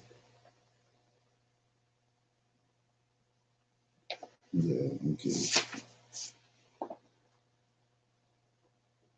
Yeah, right here, chapter 7 says it happened. This is Second Maccabees, chapter 7 says that it happened that 7 brothers were also arrested. This is what Daniel chapter 12, verse 10 talking about. It happened that 7 brothers were also arrested with their mother and were tortured with whips and thongs by the king to force them to taste the unlawful swine's meat. One of them made himself their advocate and said, "What do you accept? What do you expect to ask and to learn from us? For we are already to die rather than transgress the laws of our forefathers." The king was infuriated and gave orders that pans and cauldrons should be heated. And when he had immediately heated, he commanded that the tongues of one who had been their advocate should be cut out, and that they should scalp him and cut off his extremities while his brothers and his mother looked on. And when he was utterly crippled, he ordered them to bring him to the fire and fry him. And as the vapors from the pan spread thickly, they with their mother encouraged one another to do nobly, saying, "The Lord is looking on, and he truly relents toward us," as Moses declared in his song, which bore witness against them face to face when he had said he will relent toward his slaves. So let's go back.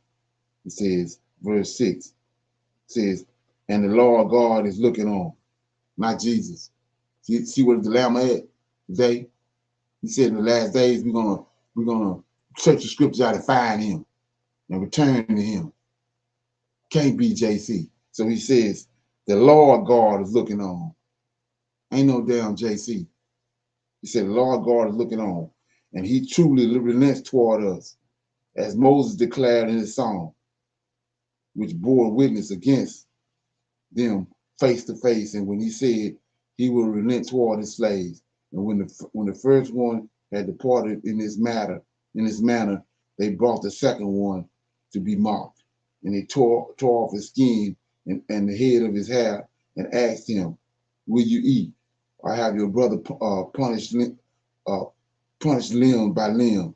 But he replied in the language of his fathers and answered. Go to Zephaniah. This is a lot of our problem too. He's going to return a pure language to us. Says, but he replied in the pure language of his fathers and answered no. So he also underwent the same series of tortures as his first self suffered. But when he was at his last gasp, he said, "You wretched, you released us from this present life, but the King of the world will raise us up," Ezekiel 37, "because we have died for his laws and an everlasting renewal of life." They already knew that. You don't need no Jesus. They knew this right here. That after him, the third was marked. And when he was told to put out his tongue, he did so quickly and courageously stretched out his hand and said nobly, made white, I got these from heaven. And for one sake of it, for his laws, I disregard them. And from it, I hope to receive them back again, so that the king himself and those who were with him were amazed at the young man's spirit, because he made light of his suffering. And when he had departed, they tortured and maltreated the fourth in the same way. And when he was near his end, he spoke thus, "And it is better to die by man's hand and look for the hope of God gives to being raised again by him, for you will have no resurrection of life." Next, they brought up the fifth and maltreated him, but he looked at him and said, so this is where you get Christianity from. This is where these nutbuckers learned how valid the Israelite was. They took that, turned it into Christianity. So anyway, he says, since you have all authority among men, through you are mortal, you do what you please, but do not suppose that our race See that? The Hebrews has been abandoned by God, but follow your course and see how his mighty powers will torment you in your prosperity. So let's go back, make this plain. It started out, it said, the Lord God is looking on, not JC. They're doing all this because of the Lord God. But notice, this is where they got, like I said, this is where Christianity was formulated. Okay, do not be falsely deceived, for we suffer these things, not because of Christianity or JC, but do not be falsely deceived, for we suffer these things because of ourselves, for we sinned against our God, our own God. So these amazing things have happened, but you must not suppose that you will go unpunished for having attempted to fight against God. But their mother was surpassingly wonderful and deserved a blessed memory. For though she saw her 7 sons perish within a single day, she bore it with good courage because of her hope in the Lord, not JC. And he encouraged each of them in the language of their forefathers, the pure language, was she was filled with a noble spirit and stirred her woman's heart with a manly courage and said to them, I do not know how you appeared in my womb, for it was not I that gave you life and breath, and it was not I that brought into harmony the elements of each. Therefore, the creator of the world, who formed the human race and arranged the generations of all things, will give you back again life and breath in his mercy, as you are, regardless of yourselves, for the sake of his laws. Now, Antiochus, see that? Not no damn body in the future. Now, Antiochus, you go to Antichrist right there, thinking that he was being treated with contempt and suspecting her reproachful cry as the youngest still survived, not only appealed to him in the word, but also promised him with oaths that he would make him rich and in envy if he would give up the ways of his forefathers and would make him his friend and entrust him in office. But when the young man paid no attention to him, the king called, like I said before, right here. You crazy as hell, you think I give a damn. So the king, when the young man paid no attention to him, the king called the mother to him and urged her to advise the boy to save himself. And he said, and he had labored with her a long time. Okay, she undertook to persuade her son. She bent over him and mocking the cruel tyrant. She spoke thus in the language of her forefathers: "My son, have pity on me, who carried you 9 months in the womb and nursed you for 3 years and brought you up and brought you to your present age and supported you. I beseech you, my child, to look up at the heavens and the earth and see all that is in them and perceive that God did not make them out of the things that exist. And in that way, the human race came into existence. Do not be afraid of this butcher, but show yourselves worthy to your brothers, made white, and accept death, so that by God's mercy I may get you back again with your brothers." And before she could finish, the young man said, "What are you waiting for? I will not obey the commands of the king, but I obey the commands of the law that was given to our forefathers through Moses. But you who have who have designed every kind of evil against the Hebrews will not escape the hands of God, for we are suffering because of our own sins. And though our living Lord is angry for a little while to rebuke and discipline us, he will reconcile with his own slaves again. But you, impious man, the vilest of all men, the Antichrist, do not foolishly boil yourself up in your insolence with uncertain hopes. When you raise your hand against the children of heaven, for you have not yet escaped the judgment of the Almighty, all-seeing God. For our brothers, all enduring a brief suffering, have drunk everlasting life under the agreement of God, the covenant. But you, by the judgment of God, will receive a rightly penalty of your arrogance. And I, like my brothers, give up body and soul for the laws of my forefathers, calling upon God speedily to show mercy to our nation and to lead us to confess in the trials and plagues that he alone is God, and stay through me, my brothers, the wrath of the Almighty, which has justly fallen on our whole nation. But the king was infuriated and treated him worse than the others, being embittered at his mockery. So he passed away unpolluted, see that, made white, trusting firmly in the Lord. Last of all, the mother met her end after her sons. So much then for the eating of sacrifices and excessive barbary. So there it is, right there. That's what Daniel's talking about. It don't have nothing to do with New Testament. So he told Antiochus, and we read that at the end of that chapter in Daniel, he said that the Prince of Princes was gonna break Antiochus, the Antichrist, without hanging.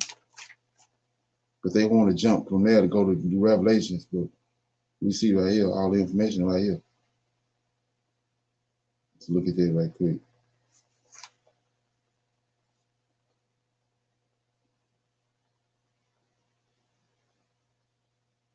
Okay.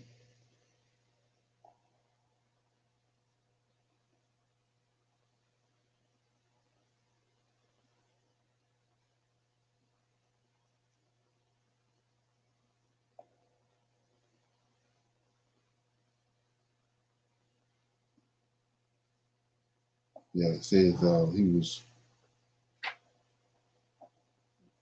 Okay. Okay.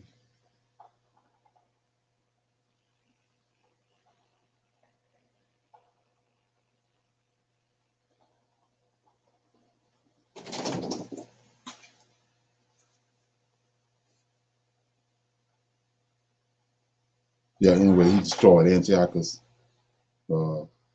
Like I said, he destroyed him in front of the army, his whole army. He killed him because of what he done to the Israelites. So anyway, anybody have any questions, comments on that before we go? So like I said, all this stuff already happened. It's not, you got you looking forward to it, but it's a lie. It already didn't happen. We're at the very end.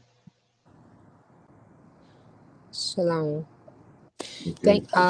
I came in on late. I do apologize, but I appreciate you, Brother Leonard, and I appreciate last night. It was really good, and thank you for continuing to be diligent and obedient and teaching the word. I'm learning a lot. Thank you. Okay, appreciate that. Shalom. Verses 30 and 31, as you were reading chapter 7, says a lot.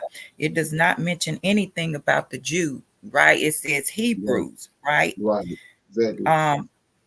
Yes, sir. And that really stood out to me. He said, I will not obey the command of the king, but I obey the command of the law that was given to our forefathers through Moses. But you who have designed every kind of evil against the Hebrews, not the Jews, will not Right, escape the hands of God. right, Yes, sir. right. And notice he said king. So what king? And Daniel, we just read, the king of fierce countenance.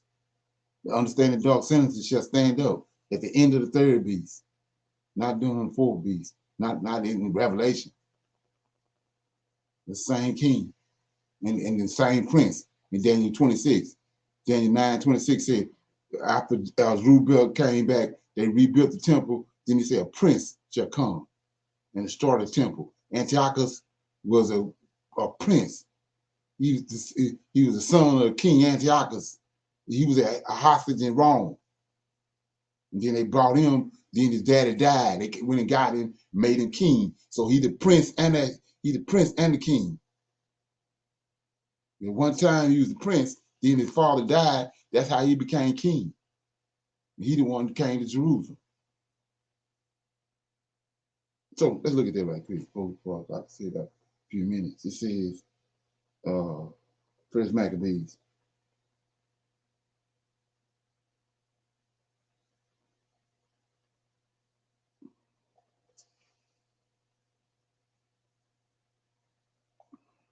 First Maccabees, it's let's see, verse 10. First Maccabees chapter 1, verse 10. There sprang from them a sinful shoot named Antiochus Epiphanes, the son of King Antiochus, and make him prince. That's the prince in Daniel 9:26. And then you keep going. And he became hostage in Rome, and he became king. There go the king. He's a prince, daddy got killed, then he became the king of fierce countenance. And he the one destroyed the mighty and the holy people, which is the Israelites. Shalom, sir. Is that I believe I did read that, but please correct me if I'm wrong. He purposely turned it around because he didn't like what his dad was doing. Was that is that the son that purposely turned everything around and did evil? No, he got these people coming from the posterity of Esau. They already got it in their heart. They hate the Right. Israelites. They hate the Israelites. These are Edomites. If you go back up to verse 1, he came to pass after Alexander of Macedon, son of Philip. So Philip, that is Zephno. Zephno is a son of Esau. And you keep on reading it, he said, who came to the land of Chechem. So they came to the land of Chechem. That's the Romans. And had utterly defeated Darius and the king of the Medes and Persians, that he reigned in their stead, that he did reign over Greece, right? And he waged many wars and captured fortresses and slaughtered the kings of the earth. So he wicked as hell. So that's why he come out of that lineage. They Edomites. Yes, sir. Thank you. I'll read back over all of that. Thank you. Okay.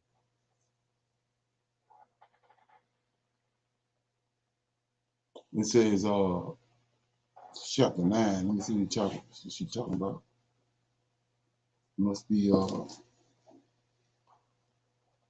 me see, chapter 9 of this First Maccabees.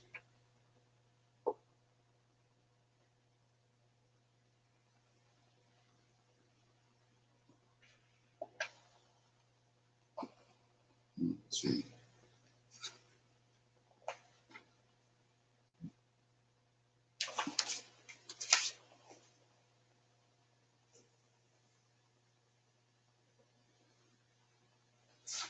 She said Second Maccabees chapter 9, brother. Okay, yeah. Second Maccabees, I figured that. Chapter 9. Second Maccabees. Yeah, that's it, where he killed Antiochus. It says, verse 5, but the all-seeing Lord, this is the Prince of Prince, Lord of hosts, the God of Israel, struck him down with an incurable but unseen blow, for he had hardly uttered the words when he was seized with an incurable pain in his bowels and sharp internal pain, very justly, for he had tormented the bowels of others. We saw what he done to those 7 Hebrew boys and their mother. With many unusual miseries, he did not desist at all from his insolence, but was more and more filled with arrogance, breathing fire in his fury against the Jews and giving orders to hasten the journey. But it happened that he fell out of his chariot as he was rushing along, and he was racked in every part of his body from a fall. And the man who had just now presumed to command the waves of the sea. He arrogant in his superhuman boastfulness and thought he could weigh the mountain's heights, and his scales was flat on the ground and had to be carried in a litter, making the power of God manifest to all men. So the whole army looking at this. So that worm swarmed from the impious creature body, and while he was still alive in anguish and pain, his flesh fell off. He began to stink. The whole the stench of the whole army turned from his turned from his corruption and disgust. The man who shortly before thought he could touch the stars of heaven, no one could now bear to carry because of his incurable stench, intolerable stench. So it was then that, broken in spirit, like it says, he began for the most part to give up his arrogance and under the scourge of God to obtain some knowledge, for he was tortured with the pains in every instance. And when he could not even endure his own stench, he said this: it is right to submit to God, and since man is immortal, not to think he is God's equal. So he broke him, like it says. Let me read that. Like I said, it ain't Jesus, it ain't Yahweh that broke him. So it says Yahweh ain't a prince. So you go to Daniel and you see it right here. It says Daniel chapter 8, verse 25. And through his policies also he shall cause craft to prosper in his hand. He shall magnify himself in his heart, and by peace he shall destroy many. He shall also stand up against the prince of princes, that's Michael, the Lord of hosts. But he shall be broken without hand. We just read it. Spirit of the Lord of hosts broke in front of his old army. Yes, sir. Shalom, and thank you, Sister Michelle. That I had the story twisted because I knew he had turned, so it was the father that turned at the end. Right. Yes, sir. Okay, thank you. And I was going to comment. Wow, we are in some real grace and mercy, because the way the Lord of Hosts was tearing them down, made him stench. His skin fell off, and Right, people who exactly. thought he was so mighty saw how he crumbled. Right. And if JC was doing the thing like the Lord of Hosts, a lot of people be gone. Oh, right, exactly. Yes, sir. And that's where the arrogance coming in at today. Like I said before, you think Abraham didn't have no problem. Look what Abraham was a nobleman and a wise man and all that. What got him getting down on the ground, putting his knees on the ground, putting his face in the ground? Yes, There's something sir. going on that we ain't experiencing that they experienced. And that's where the drummer coming in. We ain't seen none of that. So we think we Right. got room to say something or do this or do that. And when you don't have no room to say shit. Right. Yeah, Right. they had a magnitude of things that could fall on them without a blink of an eye. I mean, Right. things happen Instantly. like just like that, instant. Right. Yes, sir. Instantly. Right. And that's been we in that time now that they ain't happening. Because he gave the world over to them. Okay, yeah. But he So coming back So to take it back. anybody got anything? Right. I was just gonna tell Sister Joyce, when you get a chance, go back to 2nd Maccabees chapter 6. Yes, ma'am. Will do. Okay. So anybody got any comments before we go? Everybody good? Good, sir. Thank you. Okay. So with that being said, I'm gonna say shalom everybody. I'll see y'all this evening to close out the Shabbat. And remember that we start at 7 o'clock now on the classes. Yes, sir. Eastern time. Shalom.